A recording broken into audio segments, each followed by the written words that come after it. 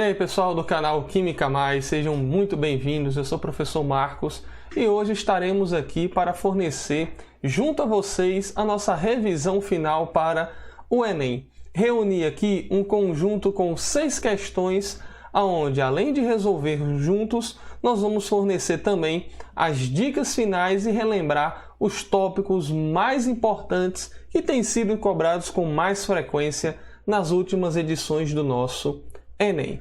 Então, vamos começar aqui com a primeira questão da nossa revisão, que vai falar de maneira bastante direta sobre as propriedades dos compostos químicos. E quando a gente fala de propriedades dos compostos químicos, nós vamos estar querendo dizer que uma das propriedades que o Enem mais tem abordado ao longo dos últimos anos é a característica com relação à polaridade e às forças intermoleculares que estão presentes nas substâncias químicas.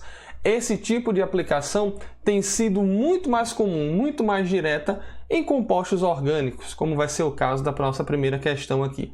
Então vamos lê-la. Ela diz assim, a proteína transmembrana de um macrófago apresenta aminoácidos constituídos pelos radicais polares R1, R2. Então ele já está dizendo aqui que os radicais terão características polares. Nós já vamos relembrar o que é que significa isso daí. Presentes em 2 dos aminoácidos indicados pelas fórmulas estruturais presentes na figura. Então você tem aqui a estrutura transmembrana de um macrófago e você tem aqui os nossos aminoácidos. Perceba que os radicais estão sendo representados em uma cor meio que cinza aqui, Você tem esse radical aqui no primeiro aminoácido, né? Na alanina. Você tem esse radical aqui na serina e você tem esse outro radical aqui no aspartato, beleza? Um antígeno fora do macrófago liga-se a um dos radicais por interação do tipo dipolo permanente, e ele diz também que uma enzima produzida no citosol do macrófago interage com o outro radical por ligação de hidrogênio. Então ele está detalhando aí 2 tipos de interação que 2 dessas estruturas irão sofrer. Ele pergunta então que os radicais R1 e R2 constituem respectivamente os aminoácidos. Galerinha, quando ele fala de polaridade, quando ele fala de forças intermoleculares, nós precisamos lembrar do grande mapa mental que está por trás disso daí. Que mapa mental é esse? É o mapa mental que vai trazer a característica da polaridade para as substâncias químicas. As substâncias químicas, as moléculas, elas são classificadas em apolares e polares. E como eu falei anteriormente, a grande aplicação que o Enem traz para a gente sobre esse tema, claro, existe a aplicação no mundo da química inorgânica, mas a principal aplicação está dentro do mundo orgânico. E é com base nesse mundo orgânico, no mundo bioorgânico, que eu vou me deter a explanar aqui o nosso resumo. A polaridade das moléculas, como eu falei, ela pode ser classificada em moléculas apolares e polares. De uma forma bem geral, de uma forma bem simples, nós podemos dizer que as moléculas apolares são moléculas de hidrocarbonetos. Marcos, o que são hidrocarbonetos? São compostos que têm apenas carbono e hidrogênio na sua composição, certo? Alcanos, alcenos, anéis aromáticos puros são compostos, então, formados por cadeias apolares, em que a carga negativa oriunda da nuvem eletrônica dos elétrons está distribuída de forma uniforme na molécula. Já as moléculas de características polares, a gente pode resumir que são as demais funções orgânicas. Álcool, ácido carboxílico, aminas. Então a gente pode fazer esse grande resumo dentro do mundo da química orgânica. Hidrocarbonetos são sempre apolares e as demais funções terão características polares. Lembre que é em cima dessas características polares que o texto da questão deixou bem claro que se trata lá as nossas moléculas. Para determinar as forças intermoleculares de cada substância química, a gente fará o seguinte, moléculas apolares. As moléculas que são apolares vão ter um tipo de força intermolecular possível, que são forças de dipolo induzido, que a gente representa assim, DI DI, dipolo induzido, dipolo induzido. Essas forças aqui são forças muito fraquinhas, são forças muito fáceis de serem rompidas, de serem quebradas. Então isso trará como consequência, como característica, um ponto de ebulição muito baixinho para essas substâncias apolares. Tudo bem? Já as moléculas polares, existirão dois tipos de forças intermoleculares possíveis. As forças de dipolo-dipolo, que também podem ser chamadas de dipolo permanente, ok? Dipolo-dipolo e dipolo permanente é a mesma coisa. Ou então ligações de hidrogênio, que antigamente se chamavam de pontes de hidrogênio. Então, quando a molécula for polar, nós temos esses dois tipos de forças possíveis para a molécula. Marcos, como é que eu vou saber se vai ser um ou se vai ser outro? Se vai ser força de dipolo-dipolo ou ligação de hidrogênio? Você vai verificar se na estrutura, se na molécula, você tem hidrogênio se ligando a um desses três elementos aqui, flúor, oxigênio ou nitrogênio, que a gente apelida de grupo FON, hidrogênio ligado ao grupo FON. O que é que significa isso? É a ligação do hidrogênio com um elemento muito eletronegativo, dando uma característica polar muito acentuada. Então, se você tiver o átomo de hidrogênio se ligando a pelo menos um desses três elementos aí, a molécula polar vai apresentar força de ligação de hidrogênio. Se a molécula for polar, mas ela não apresentar essas ligações que eu acabei de me referir, então a força intermolecular descrita vai ser do tipo dipolo-dipolo. A força de ligação de hidrogênio, dentre essas três aqui, é a força mais forte que nós temos, ou seja, é a mais intensa em relação à sua magnitude. Isso significa que é muito difícil de ser rompida, de ser quebrada. Consequentemente, o ponto de ebulição dessas moléculas, dessas substâncias, vai ser relativamente mais alto. A força de dipolo-dipolo vai estar aqui no intermediário. Ela vai ser mais forte do que dipolo induzido, porém mais fraca do que a ligação de hidrogênio. Beleza, meus amigos? Então é dessa maneira que nós determinamos o tipo de interação intermolecular entre as moléculas. Porém, existe um asterisco, vamos dizer, ou uma observação que nós fazemos aqui dentro desse conteúdo, que é a situação em que você tem uma substância iônica se dissolvendo ou se misturando em uma substância polar. Vamos contextualizar isso daqui, essa situação que eu estou acabando de descrever? NaCl, sal de cozinha, se dissolvendo em água.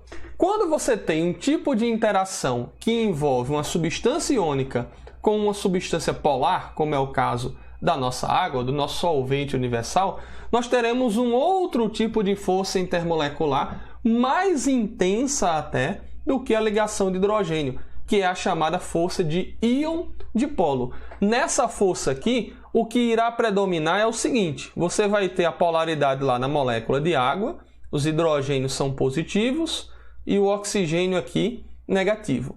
Quando você tem a aproximação dos íons da substância iônica, por exemplo, o íon sódio lá do salzinho e o íon cloreto lá do salzinho, o que vai acontecer vai ser uma interação desse tipo aqui, O positivo do sal, da substância iônica, vai interagir com a parte negativa da substância polar e o negativo lá da substância iônica, que é o ânion, vai interagir com a parte positiva da substância polar.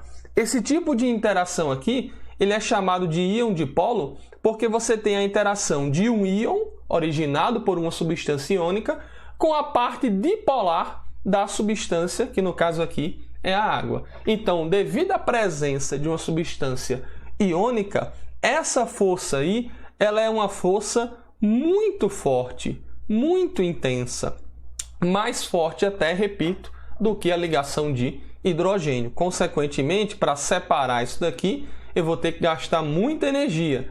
Então, o ponto de ebulição vai ser mais elevado ainda, ok? Então, feito essa ressalva, nós temos aqui como se fosse um mapa completo no que diz respeito às forças intermoleculares. Vamos voltar aqui agora para a nossa questão considerando isso.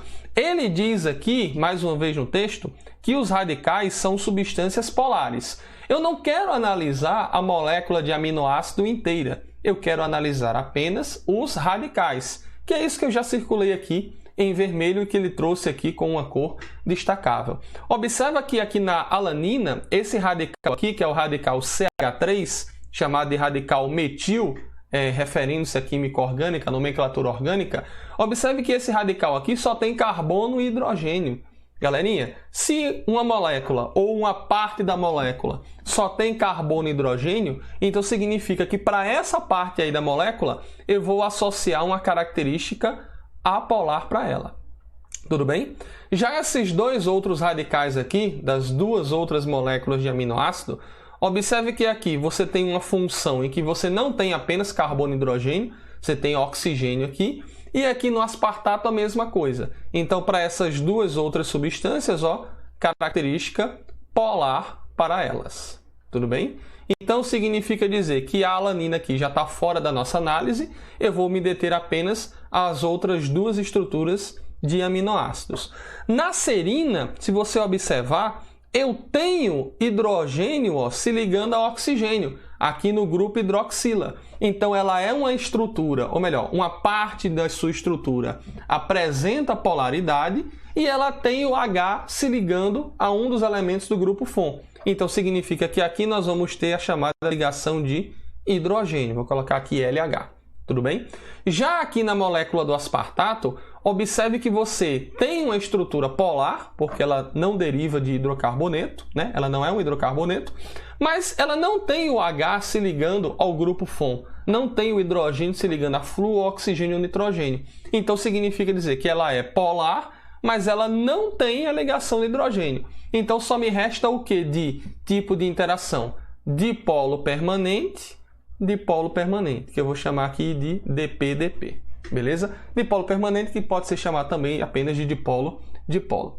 Uma coisa que também é válido a gente ressaltar, essa estrutura aqui do aspartato também poderia fazer interações de íon dipolo, porque ela tem essa parte aqui aniônica no oxigênio aqui do grupo carboxilato. Mas como ele não fez menção na questão sobre interação íon dipolo, eu não preciso me preocupar com isso. Tudo bem?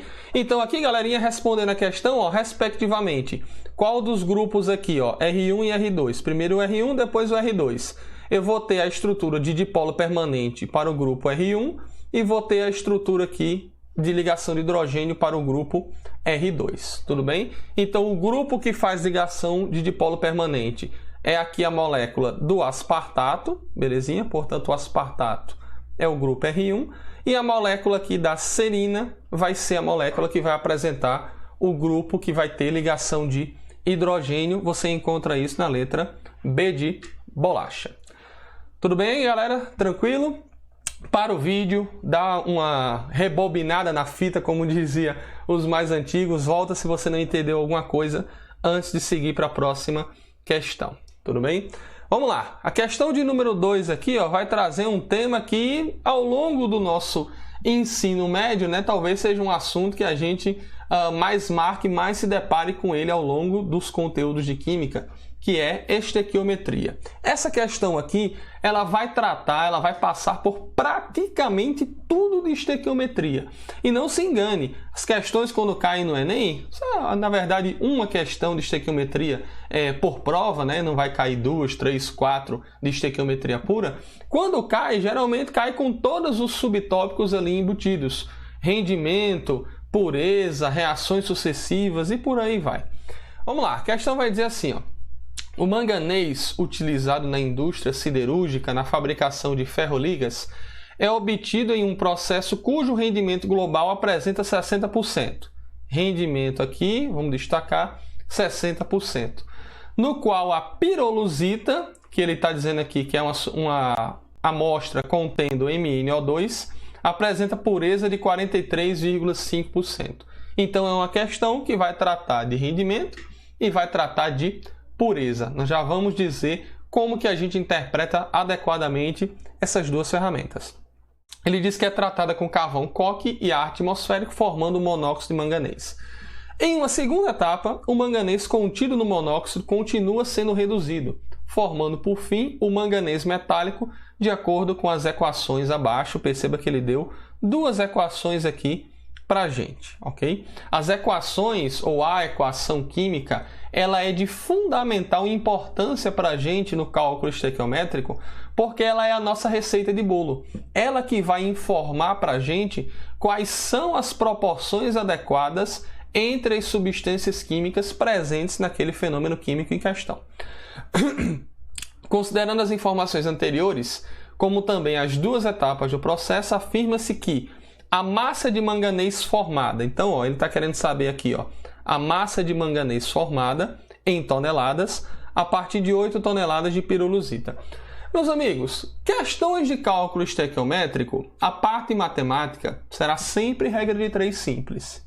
Não é por isso que vai ser uma questão do tipo banda voou. Vai ser uma questão fácil, eu vou fazer só o cruz credo, só multiplicar e dividir e vou chegar na resposta. A interpretação é 90% da parte decisiva para a gente acertar o quesito. Então, independentemente se for uma questão de estequiometria mais simples, mais complexa, envolvendo um monte de ferramentas, a gente vai começar sempre da mesma maneira. E que maneira é essa? Nós vamos trazer duas ferramentas aqui para que a gente possa, de maneira interpretativa, começar a questão. Eu estou falando disso daqui, dado e pergunta. Nós vamos extrair da nossa situação-problema qual é o dado que ele está nos fornecendo e qual é a pergunta que ele está nos fazendo. Geralmente, o dado e a pergunta a gente tira do comando da questão, geralmente. Mas muitas vezes a gente também pode extrair alguma coisa do texto base do quesito. Aqui no comando da questão, você observa que ele está querendo saber, mais uma vez, a massa de manganês a partir da massa de pirolusita. Pirolusita é essa que é a substância que contém o dióxido de manganês que está em forma de pureza. Então, o que eu vou anotar aqui no dado e pergunta não são números ainda. O que eu vou anotar aqui são apenas as substâncias químicas que ele está se referindo na situação problema e, o mais importante, meus amigos, destacar quais são as grandezas que ele está fazendo menção. Como assim grandeza, professor? Ele está fazendo menção à quantidade em mol? Ele está fazendo menção à quantidade em volume? Está fazendo menção em quantidade em massa? Vamos destacar isso daí. Ele quer a massa do manganês, então significa que a pergunta vai estar em cima da massa do elemento manganês, da substância manganês, Mn. E o dado que ele está nos referindo, ele deu aqui, 8 toneladas. Toneladas é a unidade de massa, concorda com isso? 8 toneladas de pirolusita, que é a amostra que contém o MnO2. Então significa que, de maneira indireta, ele está dando para a gente a massa de MnO2, só que em forma de pureza. Então, o dado e a pergunta, nesse primeiro momento, serve para isso daqui, para eu destacar quais são as substâncias que eu vou utilizar na minha relação matemática, na minha proporção matemática, e, posteriormente, eu saiba quais são as grandezas que eu vou utilizar. Vamos destacar aqui nas equações químicas aonde estão essas duas substâncias. Cadê o MnO2 e cadê o Mn? MnO2 está aqui, está na primeira etapa do processo, e o Mn, que é o manganês, está na segunda etapa do processo. Ou seja, eu tenho substâncias químicas, aquelas que eu vou trabalhar, em equações químicas diferentes.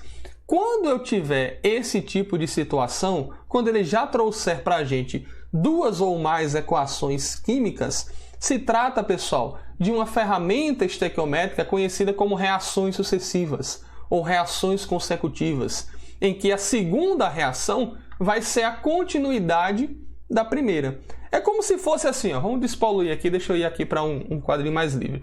É como se fosse assim, você vai assistir uma série de televisão de 8 episódios.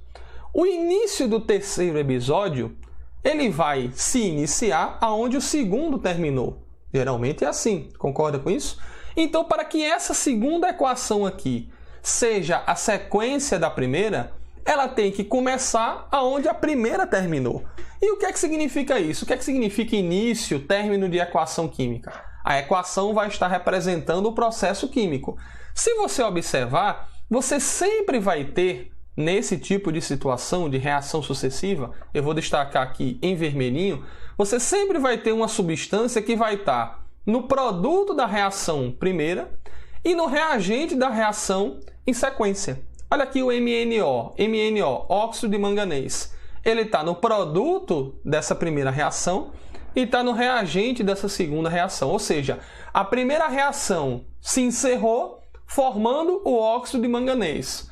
Logo em sequência, vai começar um outro processo químico a partir desse óxido de manganês. Ou seja, é um outro processo químico que vai dar sequência ao primeiro. Daí o nome reações sucessivas. Para a gente trabalhar de maneira estequiométrica aqui, de maneira tranquila, nós precisamos unificar esses dois processos numa reação global. E o que é que significa isso? Significa que você vai ter que somar essas duas equações aqui. E como é que a gente efetuará essa soma? A gente só pode efetuar essa soma, ou seja, somar reagente com reagente, produto com produto, se essa substância que está unindo as duas reações, que no caso aí é o MnO, né, o óxido de manganês, a gente só pode efetuar essa soma se essa substância estiver na mesma proporção estequiométrica, ou seja, na mesma quantidade em mol, tiver o mesmo coeficiente estequiométrico nas duas reações, coisa que ela não tem. Observe que aqui na primeira reação química, eu tenho ela na quantidade de 1 mol e aqui na reação de baixo eu tenho ela na quantidade de 2 mol. Então eu preciso fazer esse tipo de ajuste aí para poder assim unir as duas reações químicas numa reação global única. Como é que a gente vai fazer isso, galerinha? Como é que a gente vai deixar então o MnO com a mesma quantidade estequiométrica? Eu venho aqui na reação de cima e multiplico por 2. Poderia vir na de baixo e dividir por 2 também. O processo seria o mesmo. Então, dobrando aqui todas as quantidades, você vai ter 2 aqui no carbono. Esse 1 meio aqui vai restar apenas 1, né? Porque 1 meio vezes 2 é 1. 2 aqui e 2 aqui no CO2. Efetuando então agora a soma, nós vamos ter o seguinte, observe. Você tem o MnO com 2 mol aqui no produto e 2 mol aqui no reagente. Ela vai ser então simplificada. É um artifício que sempre irá acontecer quando você lida com reação sucessiva. Você vai simplificar a substância que está no produto da primeira e no reagente da segunda. Obviamente que essa simplificação só poderá se dar se eles estiverem na mesma quantidade estequiométrica. Se não tiverem, a gente tem que então agir, beleza? Então vamos lá. Somando aqui reagente com reagente, olha só. Quem que sobrou aqui no reagente? Eu vou ter então 2 mol de MnO2 mais carbono. Eu tenho 2 aqui com 1 aqui embaixo. São 3 no total. 3 mol de carbono mais 1 mol de O2. Quando o número é 1, a gente não precisa colocar, né? No produto, o que é que eu vou ter no produto, hein? Em cima sobrou 2 mol de CO2 e com 1 mol de CO2 embaixo dá 3 mol de CO2. Mais os 2 mol de Mn. Pronto. Obtive então assim o que a gente chama de reação global. Tranquilo? O que é que vai interessar para mim agora, galera? Somente aquelas substâncias que ele fez menção na situação problema. Tá aqui, ó, o MnO2 e o Mn. Belezinha? Qual que é a proporção estequiométrica entre eles aqui, ó? Você tem 2 para 2. Lembra do que eu falei que a equação química é a nossa receita de bolo? Por que ela é a nossa receita de bolo? Porque ela vai fornecer para a gente a proporção entre as substâncias. E essa proporção que a equação química fornece sempre é uma proporção em quantidade em número de mol. Então significa que eu tenho, ó, 2 mol de MnO2 produzindo 2 mol de manganês, 2 mols de Mn. Belezinha? O que é que eu farei agora? Aí eu começo a mesclar a parte interpretativa com a parte matemática. Observe lá no dado e na pergunta que ele deu a massa, ainda que de maneira impureza, né? Ele deu a massa de MnO2 e pediu a massa de Mn. Então significa que eu não vou usar a proporção em mol. Eu vou usar a proporção na grandeza da massa. Então eu vou ter que transformar isso daqui para número de massa. Minto, eu vou ter que transformar para quantidade em massa. E aqui também eu vou ter que transformar para massa. Como é que eu faço isso, galera? Como é que eu transformo mol para massa? Eu vou usar a massa molar. A massa molar do Mn, do manganês, já que é o elemento sozinho, já está aqui pronto, ó, 55. Então aqui eu vou ter 2 vezes 55 gramas. Beleza? Já a massa da outra substância em questão, que é o MnO2, a massa molar dela eu vou ter que obter, ó. Vamos fazer aqui no cantinho, ó. MnO2. Como é que eu vou tirar a massa molar disso daqui, hein? Massa molar do manganês é 55. A massa molar do oxigênio é 16. Como eu tenho 2 oxigênios, 2 vezes 16, 32. Mais 55 do manganês dá 87 gramas por mol. 87 gramas por mol, portanto, é a massa molar do dióxido de manganês. Então, eu venho aqui e coloco 2 vezes 87 gramas. Tudo bem? Não multiplico esse 2 ainda, porque eu posso fazer isso daqui, ó, simplificar. Ó. Corta esse 2 aqui com esse 2 aqui. Facilita o nosso cálculo. O que é que eu farei agora? Ele deu para a gente a massa de pirolusita. Está aqui, ó, 8 toneladas. Eu tenho 8 toneladas, vou botar aqui em cima, ó, de pirolusita. Só que essa amostra de pirolusita, ele disse para a gente lá no texto, tá aqui mais uma vez, ó, ele disse que vai ter 43,5% do dióxido de manganês, que é a sua pureza. Então eu tenho 43,5% de MnO2. Então eu vou ter que calcular qual que é a massa de dióxido de manganês presente aqui. Como é que a gente faz isso, galerinha? Extrair 43,5% de 8 toneladas. 8 toneladas é o total, não é? Vale sempre 100%. O total é sempre 100%. 43,5% vai estar para um total de X, ok? Quando a gente fizer aqui o cruz credo, você vai obter aqui o valor de 3,48 toneladas de MnO2, ok? Essa, portanto, é a massa pura do dióxido de manganês. Eu jogo aqui, então, ó, 3,48 toneladas e encontro a massa de manganês proporcional a isso daí. Faço a regra de 3. Professor, unidades de massas aí estão diferentes, não é? Em cima eu tenho grama e embaixo eu tenho tonelada. Preciso transformar? A questão que era a massa de manganês, ó, em toneladas. Então você não precisa transformar para grama. Mas aqui, como é que eu faço para lidar com isso? Você simplesmente aplica lá a regrinha do jardineiro. Ó. Corta grama com grama. As gramas se cancelam, a resposta sairá em toneladas, belezinha? Fazendo aqui a regrinha de 3, quando você calcular, você vai chegar no valor de 2,20 toneladas de manganês. Ok? Essa alternativa até tem aqui, ó, na letra C de casa. Seria um distrator nato. Só que a gente não usou aí um dado, uma ferramenta que ele colocou para a gente no texto, que é o rendimento do processo de 60%. Agora a gente fala, pessoal, quando a gente lida com pureza e com rendimento, que são dados que geralmente são fornecidos de forma percentual, a gente deve analisar o seguinte: a pureza de uma substância sempre vai estar associada ao reagente de uma reação química. E o rendimento de uma reação química, ele sempre vai estar associado à produção de uma substância, ou seja, ele sempre vai estar associado a um produto. Observa que essa partezinha aqui da pureza, ó, que nós fizemos aqui em cima, ela foi para qual substância química? MnO2, ou seja, a pureza ela é sempre relacionada a um reagente. Já o rendimento, que é o que nós vamos fazer aqui embaixo, o rendimento vai ser sempre associado a um produto na nossa reação química, ok?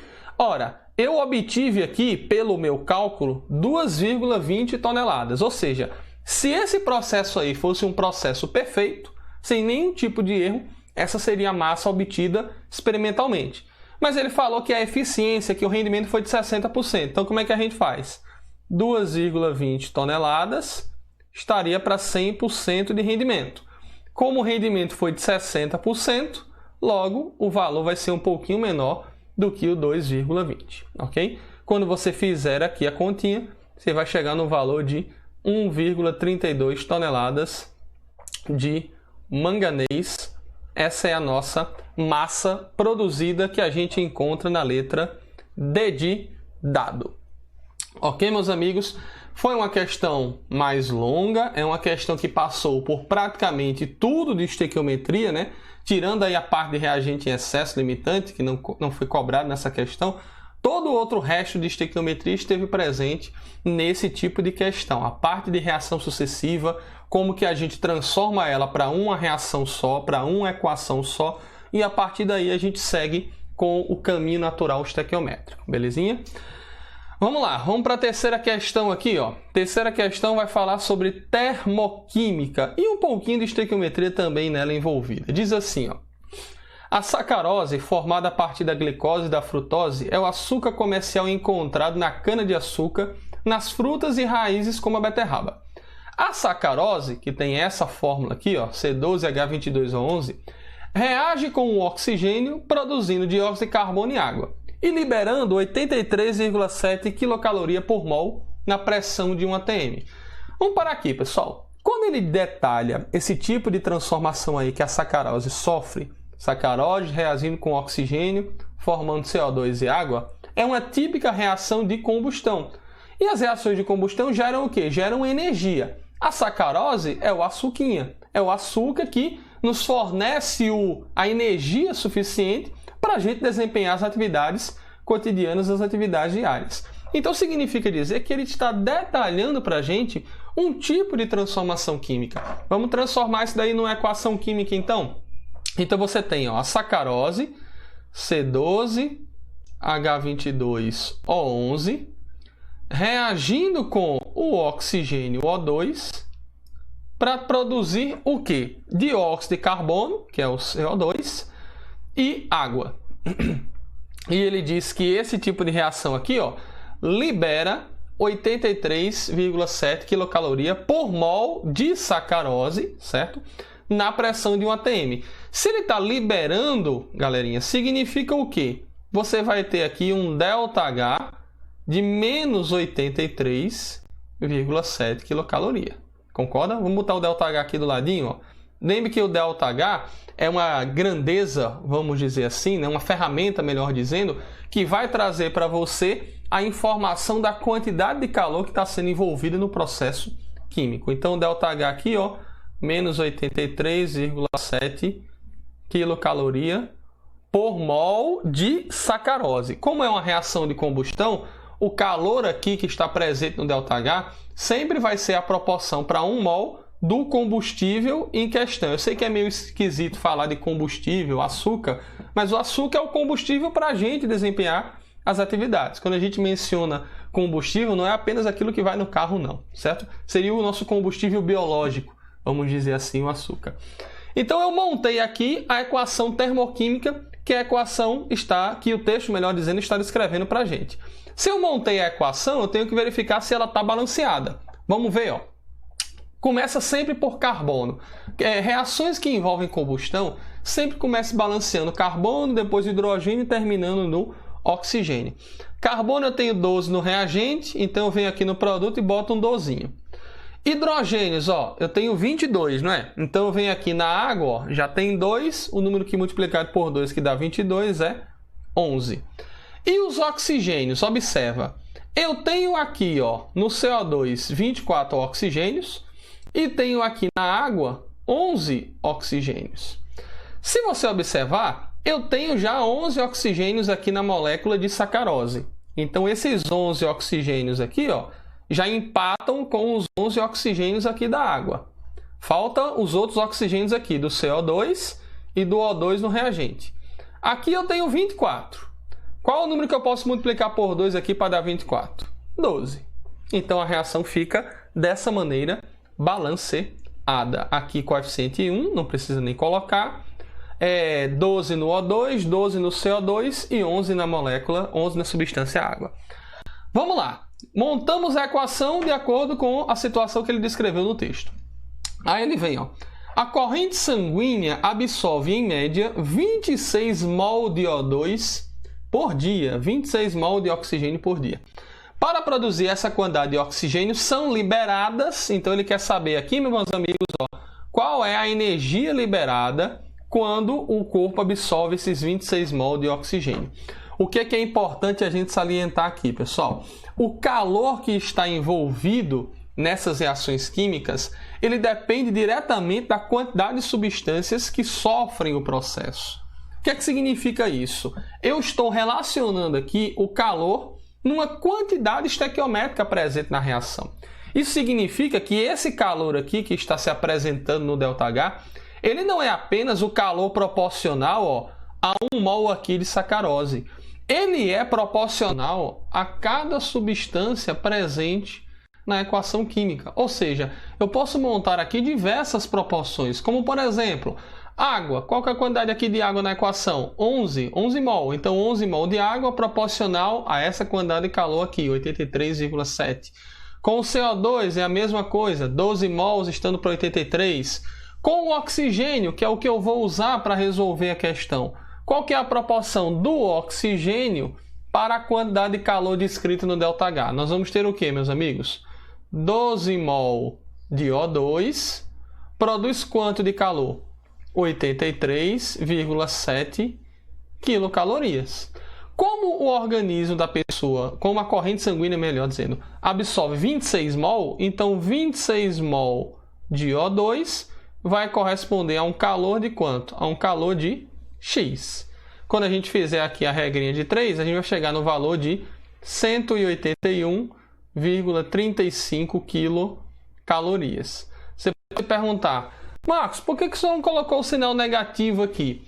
Porque o sinal negativo no ΔH, que está aqui, é só para dizer o quê? Que a reação liberou o calor. Quando a gente trata do calor como quantidade, sem interessar o fluxo dele, a gente não precisa usar o sinal. Essa quantidade de calor aqui foi a quantidade de calor liberada ao absorver lá os 26 mol de oxigênio, belezinha? Quando a gente então traz o calor para dentro da proporção estequiométrica, a gente não precisa usar o sinal. E é exatamente sobre isso, meus amigos, que eu vou querer comentar agora um pouquinho com vocês. Porque a ferramenta do ΔH, ela informa para a gente uma coisa muito importante, que é o sentido, o fluxo do calor que se dá do sistema químico para o meio ambiente, para as vizinhanças. Quando o ΔH é maior do que zero ou menor do que zero, nós vamos ter aí, respectivamente, isso daí. Um processo absorvendo calor, que a gente chama de processo endotérmico. E quando você tem um processo com ΔH menor do que zero, ou seja, ΔH negativo, como é o caso aí do exemplo da combustão da frutose, você tem um processo exotérmico, um processo a liberar calor. Então a ferramenta do ΔH, ela é muito importante por isso daí. Só que existe uma outra metodologia, uma outra forma, meus amigos, da gente interpretar uma reação química em sendo endo e exotérmica, que é quando ele não coloca a ferramenta do ΔH, mas ele vai inserir o calor disposto na questão, o calor disposto na reação, aliás, ele vai trazer isso dentro da equação química. E ele pode fazer isso de duas formas. Se o processo for endotérmico, você vai ter isso daqui, eu vou colocar de forma genérica.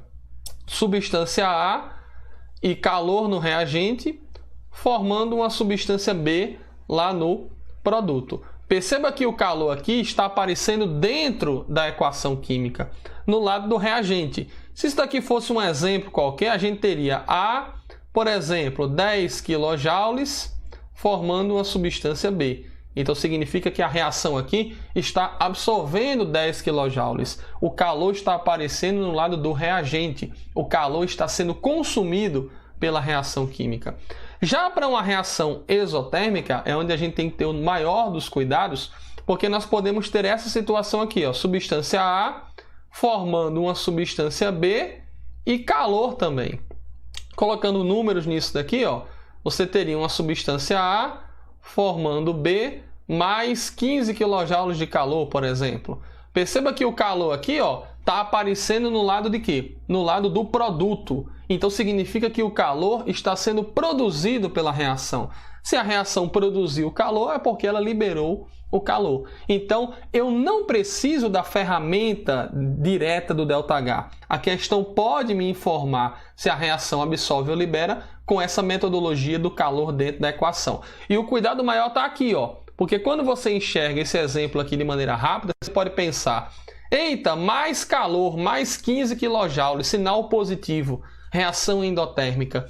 Ele em nenhum momento está trazendo ΔH igual a mais 15 joules. Ele está dizendo que no produto tem a presença de 15 joules. Esse sinal de mais aí, ele não é um sinal matemático no mundo da química, ele é um sinal de I, né? Ele significa I, ou seja, a reação está produzindo a substância B e calor ao mesmo tempo, beleza? Então fica ligado aí nessa metodologia, nesse raciocínio da nossa amiga termoquímica, tudo bem? Vamos para a nossa quarta questão aqui, galera. A quarta questão vai falar sobre pilhas de uma maneira direta, o mundo da eletroquímica. Na eletroquímica você tem a parte de pilhas e a parte de eletrólise.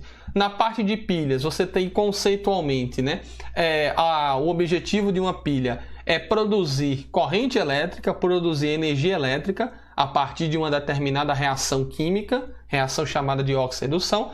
E na eletrólise você tem o contrário, você tem o consumo da corrente elétrica visando a produção de substâncias químicas determinadas, beleza? Ele vai dizer assim, ó, num laboratório, um grupo de alunos possui 4 semicélulas montadas, todas em condição padrão de concentração e temperatura, correspondentes às semi-reações mostradas no quadro abaixo. Ele trouxe o quadrinho aí, as 4 reações são reações de redução, belezinha? Observa que ele já trouxe aqui. Se ele não tivesse dito que era redução, basta você olhar aqui para a posição dos elétrons. Elétrons aparecendo lá do reagente significa reação de redução, a substância está ganhando elétrons. Geralmente nas questões, principalmente a nível de Enem, é comum ele trazer as semi-reações sempre do tipo de redução. Numa dada combinação para montar uma pilha eletroquímica, o valor de diferença de potencial, que é o ΔE, no instante que eles em que eles se ligaram, os contatos foi de 0,69 volts. Então ele está dizendo aí que pegou, montou uma pilha e a diferença de potencial numa pilha, que também pode ser chamada de DDP, diferença de potencial, isso aí vai ser sempre maior do que zero, sempre positivo, indicando para a gente um processo espontâneo. Na pilha os processos são sempre naturais, sempre espontâneos. Na eletrólise tem que ser um processo forçado. A combinação utilizada nessa pilha foi entre as semicélulas. Então a gente vai analisar aqui e ver qual par de semicélulas fornece essa diferença aqui de 0,69. É importante salientar, galera, duas coisas. Se na questão o seu objetivo for apenas e tão somente apenas o cálculo da diferença de potencial, nós usamos esse jeito aqui, ó.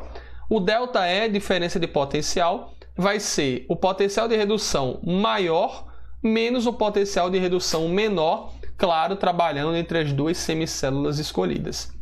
Então, nessa questão aqui, eu vou escolher um par de semicélulas para testar o potencial e ver qual desse par traz um potencial de 0,69. É claro que pelos valores que ele colocou aqui de cada potencial da célula, já dá para você mais ou menos prever qual dos dois você vai usar em que a diferença vai ser de 0,69. Mas se fosse uma questão mais complexa, com valores mais aproximados, você sairia testando par a par. Vamos testar aqui o par 1 e o par 2. Então eu vou testar essas duas semicélulas aqui, ó. Então, utilizando aqui o 1 e utilizando o 2. O que é que nós vamos ter aqui, meus amigos? Se você observar, nós teremos o seguinte, ó. Testando aqui o par 1 e 2, eu vou pegar o maior deles dois e subtrair pelo menor. Vou usar essa expressão aqui. Então, nós teremos que o ΔE vai ser 1,23, que é o maior, menos 0,54, que é o menor. Lembre, entre as duas semicélulas 1 e 2. Fazendo essa continha aqui, ó, eu já chego no valor de 0,69 volts. Ou seja, já achei qual é o par de semicélulas que eu uso, que eu devo utilizar para fazer a pilha ter o potencial de redução que ele me informou no comando da questão. A letra A é a nossa resposta. Perceba como foi bem direto, bem prático e bem objetivo. Por quê? Porque o meu objetivo aqui era apenas o de calcular o potencial de redução. Só que se o meu objetivo for um pouquinho além, for um pouquinho maior, por exemplo, se eu quiser determinar qual que é a estrutura que está no ânodo da pilha, qual que é a estrutura que está no cátodo, qual que é a estrutura que sofre corrosão numa pilha, por exemplo, aí é ideal que eu utilize uma segunda metodologia, um segundo método de calcular a mesma DDP, que seria isso daqui, ó, o potencial de redução mais o potencial de oxidação. Vamos abrir aqui um pouquinho, vamos aqui para uma tela mais despoluída. Quando você utiliza essa metodologia aqui, meus amigos, do potencial de redução mais o potencial de oxidação, o que você vai estar colocando na sua frente são as espécies que vão, respectivamente, se reduzir e se oxidar. Lembre que a parte química por trás de uma pilha é justamente a reação de óxido-redução, ou seja, alguém se reduzindo e alguém se oxidando. Esse alguém que estará se reduzindo estará presente na estrutura do cátodo da pilha, enquanto o alguém que estiver se oxidando vai estar presente no ânodo da pilha. Lembra lá daquele macetezinho do CRAL? O que é que significa isso? CRAO. Cátodo reduz, ânodo oxida. É infalível, não falha nunca. É claro que isso daí não vai dizer todas as informações, mas já é um bom começo. O cátodo da pilha, por exemplo, é o polo positivo. O ânodo é o polo negativo. O fluxo de elétrons se dá dessa maneira aqui, ó, do ânodo para o cátodo. O ânodo perde elétrons, o cátodo ganha elétrons. A massa do eletrodo aqui no ânodo, ela vai ser diminuída, ela vai sofrer corrosão, enquanto que a massa no eletrodo do cátodo, ela vai sofrer um aumento, um incremento de massa. Então, todas essas informações são mais, digamos assim, são mais fáceis de você obter quando você usa esse tipo de metodologia aqui do DDP. Potencial de redução mais o potencial de oxidação. Aí você pode se perguntar, mas professor, na estrutura da questão ele não traz nenhum potencial de oxidação. Como o senhor falou, ele só traz potenciais de redução. E aí, como é que eu vou fazer para obter essa segunda metodologia aqui? Observa só. Das duas semicélulas que a gente escolheu para trabalhar, né, que é o que tem a DDP referente ao que está na questão, 0,69 volts, 1 e 2, você obtém, ó, se liga. Aqui o potencial de redução da primeira é de 1,23, na segunda é de 0,54. O que significa o termo potencial aqui? Potencial significa tendência. Potencial de redução, portanto, é a tendência de sofrer redução. Então significa dizer que dentre as semicélulas 1 e a semicélula 2, a primeira tem uma tendência de se reduzir maior do que a segunda.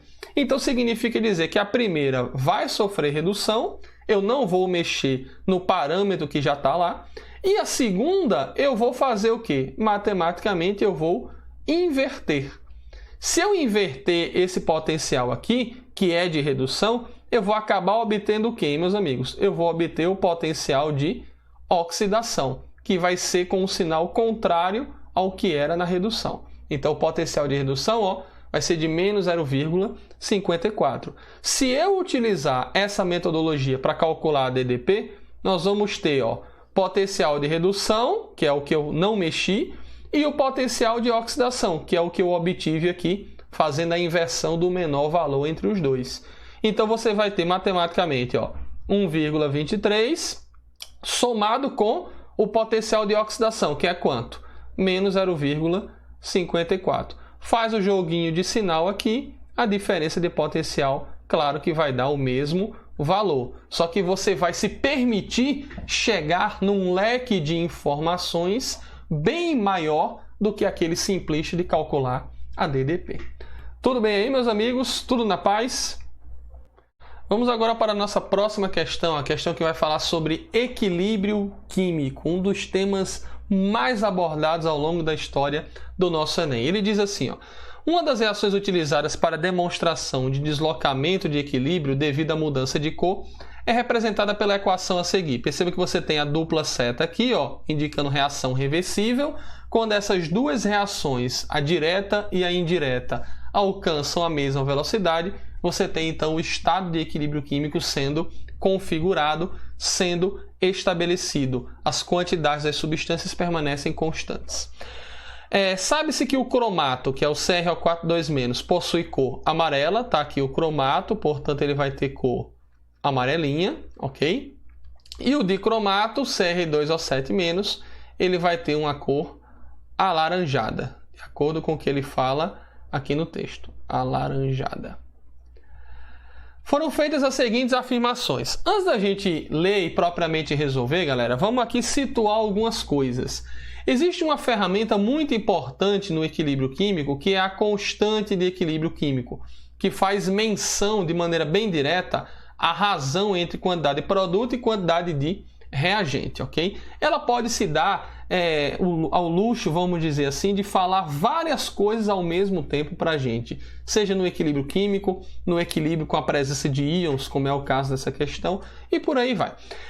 A constante de equilíbrio químico, por ela ter essa disposição, razão entre quantidade de produto e reagente, se você expressar essas quantidades em função das concentrações, você tem o que a gente chama de constante Kc. Se você expressá-las em função das pressões parciais, você tem a constante Kp.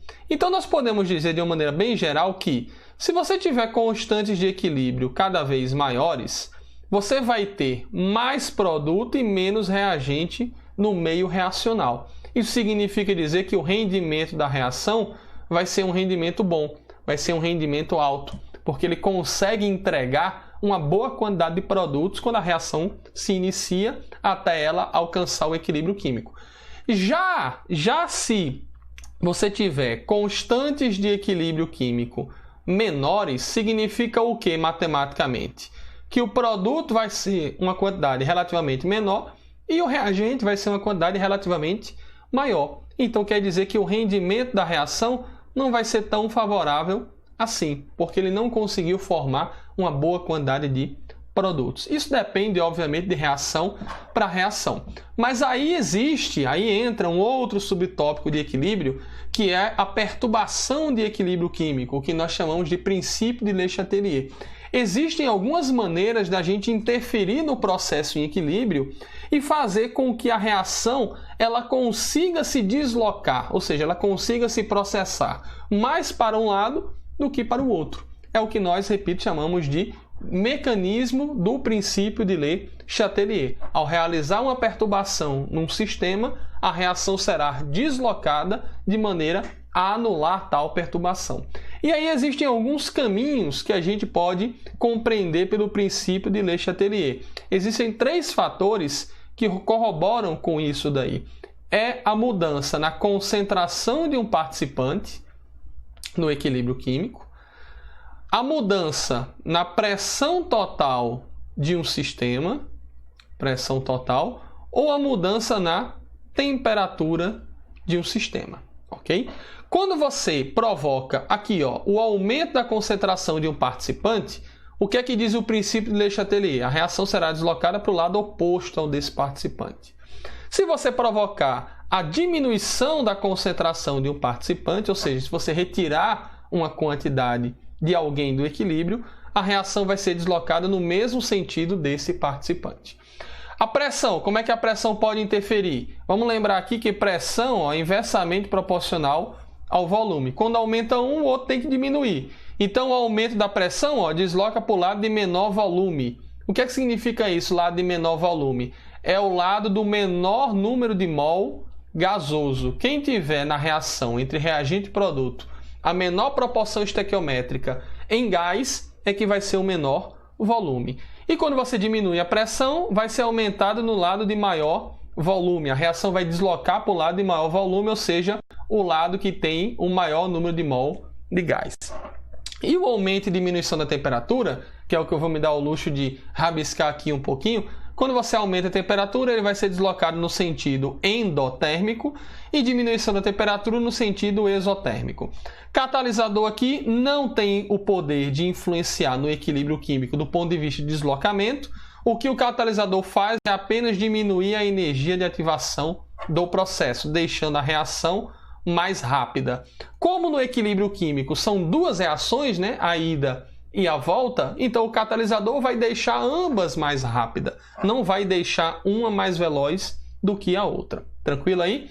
Sobre a temperatura, galera, vamos fornecer aqui alguns exemplos genéricos. Olha só. A em equilíbrio com B, e esse A em equilíbrio com B aqui, essa reação tem um ΔH maior do que zero, portanto é uma reação endotérmica. Só que como você tem um processo em equilíbrio, uma reação reversível, o que é que eu vou analisar aqui? Esse ΔH, ele sempre vai fazer menção à reação direta. O que é a reação direta aqui, hein? Nesse caso? Ou seja, nos casos de equilíbrio químico. A reação direta é sempre da esquerda para a direita. Então significa dizer que a reação direta vai ser endotérmica e o inverso, a reação inversa, só pode ser exotérmica. Então quer dizer que nesse caso aí, o sentido endotérmico ele vai apontar para o produto e o sentido exotérmico ele vai apontar para o reagente. É isso que significa sentido endo, sentido exotérmico. Mas e se a reação, professor, não fosse endotérmica? Se ela trouxesse um ΔH negativo, como nesse caso aqui, ó, ΔH menor do que zero, que significa reação exotérmica. Lembre lá, a reação direta sempre vai ser a do ΔH. Então, neste caso aqui, a reação direta da esquerda para a direita, ela é exo, e a reação inversa, ela é endo. Ou seja, o sentido do produto é o sentido exotérmico e o sentido do reagente é o sentido endotérmico. Belezinha? Feita essa menção aí, galera, vamos aqui para a questão agora, para a gente entender o que é que ele vai estar falando para a gente do ponto de vista de deslocamento de equilíbrio. Opa, voltei demais. Pronto. Ele vai dizer assim, ó. Sobre esse equilíbrio foram feitas as seguintes afirmações. 1.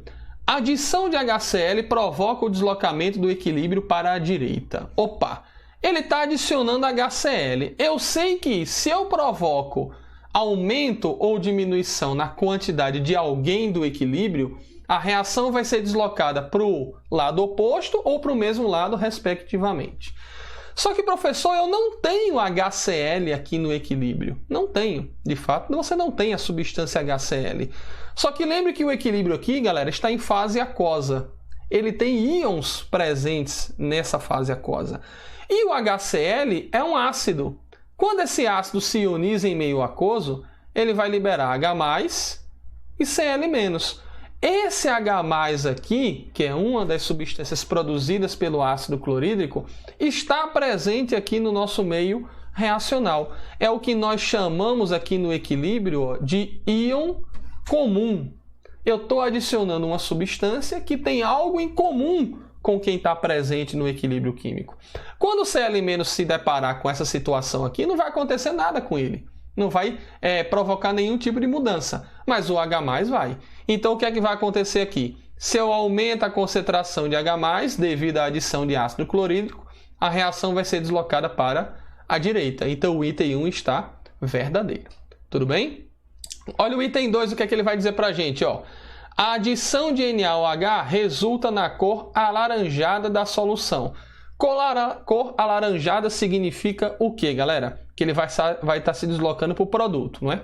Observa, NaOH é uma base, não é? Termina aqui com hidroxila, base inorgânica. Professor, já estou esperto em relação ao item anterior. Eu posso não ter a substância toda, mas se eu tiver um íon comum, eu vou ter deslocamento de equilíbrio químico. Só que essa base aqui, ó, ela vai soltar, se dissociar e vai soltar Na+ e OH-. Eu não tenho nenhum deles no equilíbrio químico. Então, agora sim, eu não vou modificar nada. Eu não tenho nenhuma coisa em comum. Eu não tenho nenhum íon em comum. Isso é verdade. Porém, essa substância aqui acaba provocando uma reação paralela. Talvez seja, galera, o item mais peculiar do deslocamento de equilíbrio químico. É o que nós chamamos de íon não comum. Íon não comum. Esse íon não comum aqui, ele tem a capacidade de gerar uma reação química paralela lá dentro da situação de equilíbrio químico. E a principal reação paralela que nós podemos ter aqui é a reação de neutralização. Sabe por quê? O íon OH- aqui, que é o íon hidroxila das bases, ele tem a capacidade de fazer o quê? Ele tem a capacidade de neutralizar um ácido, não é? Ele neutraliza o H+. Se ele neutraliza o H+, significa o quê? Ele consome o H+. Ele provoca a diminuição na concentração de H+. Então, é uma das reações principais para a gente ter na mente na hora que a gente estiver analisando uma situação de perturbação de equilíbrio químico. Se eu tenho um meio ácido ou básico, nesse caso aqui, a reação traz a presença de H+, portanto é um meio ácido, então eu tenho a possibilidade de provocar neutralização. Como é que eu provoco neutralização? Colocando uma substância contrária. Se o meio é ácido, eu posso neutralizar com uma base. Se o meio fosse básico, eu poderia neutralizar com um ácido. Então aqui, ó, a adição de OH- vai provocar o consumo do íon H+. Logo, ele vai diminuir a sua concentração. E de acordo com Le Chatelier, quando a gente diminui a concentração de alguém, o equilíbrio desloca para o mesmo lado. Então aqui ele vai deslocar para a esquerda, vai formar a cor amarela e não laranja. Então o item 2 está bem falsinho. Olha o item 3, ó, a adição de HCl provoca o efeito do íon comum, foi o que a gente debateu aqui no primeiro item, né? Verdadeiro.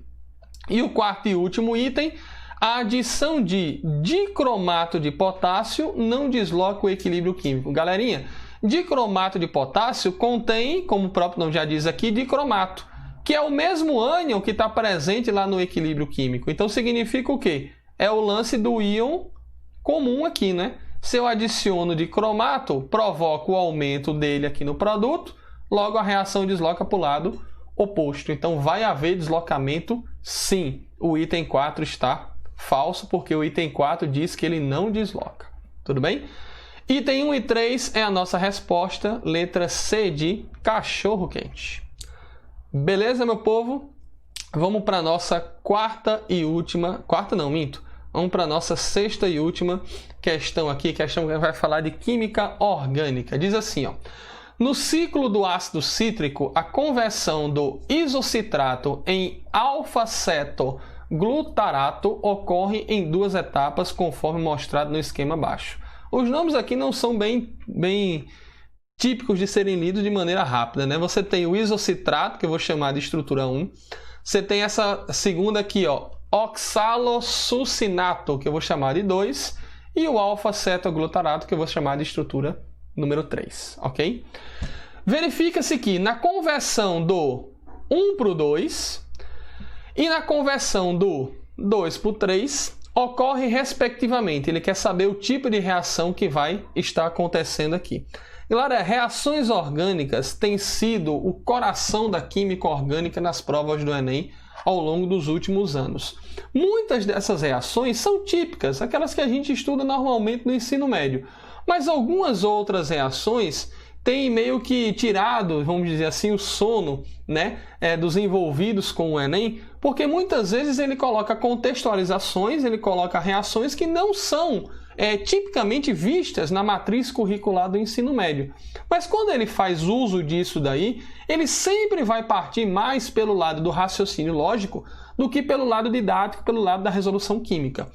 Na estrutura 1 para a estrutura 2, o que eu observo de mudança? Eu observo que o que está mudando é apenas essa parte que eu estou circulando aqui em verdinho, ó. Ele está deixando de ter essa estrutura aqui e está passando até essa estrutura aqui. Que tipo de estrutura é essa que está presente no item 1? Aqui você tem um álcool secundário. Por que um álcool secundário? Álcool porque você tem hidroxila ligada a carbono saturado. E o álcool é secundário porque o carbono aqui da hidroxila, ele é secundário. Ele está ligado a 2 átomos de carbono. Então você tem um álcool secundário se transformando aqui, ó, numa cetona. Carbonila ligada entre carbonos. Quando você tem um álcool secundário se transformando em uma cetona, isso daí é uma reação de oxidação. Oxidação dos álcoois secundários. Já já vamos lembrar disso daí, ok? Então, só em identificar que a reação do 1 para o 2 se trata de uma oxidação, que é uma reação pertinente, estudada exaustivamente no ensino médio, na parte de química orgânica, você já elimina aqui a letra A, já elimina a letra C e já elimina a letra D, ficando apenas com B e E como respostas possíveis. O que vai decidir isso daí agora vai ser o quê? Vai ser a estrutura 2 para a estrutura 3. O que está mudando no 2 para o 3? No 2 para o 3 está mudando isso daqui, ó. Ele está perdendo esse grupinho em relação à estrutura final aqui.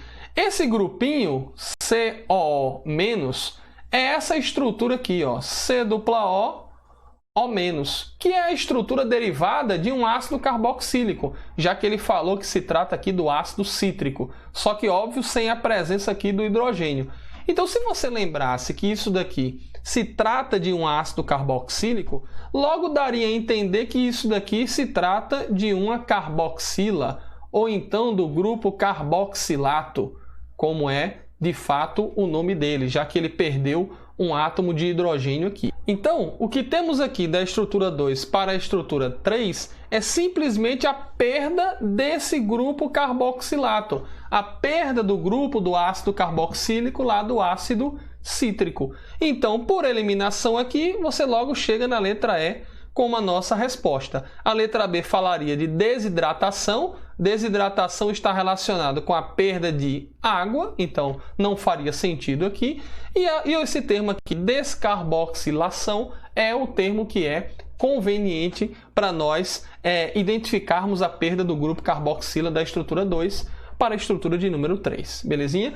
Dando uma pincelada um pouco maior na questão, nós temos o que, galera? Nós temos, como repito, uma das principais reações no ensino médio, as reações de oxidação de álcoois. E as reações de oxidação de álcoois, elas podem acontecer de duas formas. Você pode ter um álcool primário, certo? Lembrando que um álcool primário é o carbono saturado ligado à hidroxila, só que é o carbono primário, o carbono que está ligado a, no máximo, um carbono. Esse álcool primário aqui, ele pode se oxidar para um aldeído que tem essa estrutura química aqui, ó, essa estrutura orgânica, COOH. E esse aldeído ainda pode sofrer uma oxidação, que a gente chamaria de oxidação total, e obter um ácido carboxílico, que tem essa estrutura orgânica aqui, COOH. Essa é a dinâmica de uma reação de oxidação de um álcool primário. Tudo bem? Já os álcoois secundários, eu vou colocar aqui, ó, álcool secundário, que é o caso que nós fizemos nessa questão. Os álcoois secundários, galera, que apresentam o quê? Um carbono secundário, vou colocar aqui de maneira... Um álcool secundário é um álcool que tem um carbono secundário se ligando à hidroxila. Esse álcool secundário, a reação de oxidação dele vai gerar uma cetona. Que tem como estrutura a carbonila entre carbonos. Belezinha? Que foi o que nós fizemos aqui, ó. O álcool secundário gerou uma cetona. Tudo bem? Essas reações aí de oxidação dos álcools, primário e secundário, o álcool terciário ele não sofre reação de oxidação, já digo por quê. Elas podem ser entendidas de uma maneira muito simples. Olha para cá, olha o álcool primário. Quantas ligações carbono e oxigênio você tem aqui, hein? Apenas uma. Quando ele sofre uma oxidação para o aldeído, observa que o número de ligação carbono e oxigênio aumenta para 2. E se ele se oxidar ainda para ácido carboxílico, o número de oxidação, o número de oxigênios ou o número de ligação carbono e oxigênio, ó, aumenta para 3. Então a gente pode entender uma reação de oxidação como sendo o aumento da ligação entre carbonos e oxigênios, que a gente chama de grau de oxigenação. Perceba que a gente está falando de oxidação, mas a gente não precisa, por exemplo, determinar NOx, o que seria uma coisa um pouco mais travada de se fazer aqui, por se tratar de um composto maior do que os compostos inorgânicos. Aqui no álcool secundário, observa como isso daí também é válido. Ó. Álcool secundário, quantas ligações carbono e oxigênio você tem aqui? Você tem apenas uma ligação carbono-oxigênio. Quando ele obtém uma cetona, quando ele se transforma numa acetona, observa que o número de ligação carbono e oxigênio vai para 2. Então, aumentou o número de ligação carbono-oxigênio, aumentou o grau de oxigenação do carbono. Portanto, se trata de uma oxidação. Então, de uma maneira bem geral, nós podemos entender que a oxidação é o aumento do grau de oxigenação do carbono e a redução, que seria uma reação contrária, seria a diminuição do grau de oxigenação. Por exemplo, como é que eu faria menção aqui às reações de redução? Se eu tivesse um ácido carboxílico se transformando num aldeído, isso daí seria uma redução, porque eu estaria indo de um grau de oxigenação 3 para um grau 2. A gente representa a redução dessa forma aqui, hidrogênio entre colchetes, ok? Aldeído para álcool primário seria uma outra redução. Por quê? Eu estaria saindo do grau de oxigenação 2 para o grau de oxigenação 1. E aqui, se eu fosse da cetona para o álcool secundário, também seria uma redução. Grau de oxigenação 2 indo para o grau de oxigenação 1. Tudo bem? Os álcools terciários, como falei anteriormente, não sofrem reações de oxidação, porque os álcools terciários eles vão estar ligados a 3 carbonos, além da hidroxila. Esses 3 grupos orgânicos aqui, eles meio que irão proteger, irão blindar o carbono de sofrer a oxidação. Por isso que os álcools terciários não têm a capacidade de se oxidar para nenhuma outra substância, nenhuma outra função orgânica. Tudo bem, meus amigos? Galera, então essa foi a nossa revisão final para o nosso Enem. Espero que vocês tenham gostado. Lembre-se de indicar, lembre-se de curtir, se inscrever no nosso canal e curta a nossa fanpage no Instagram. Uma excelente prova para todo mundo. Fiquem com Deus. Tchau, tchau.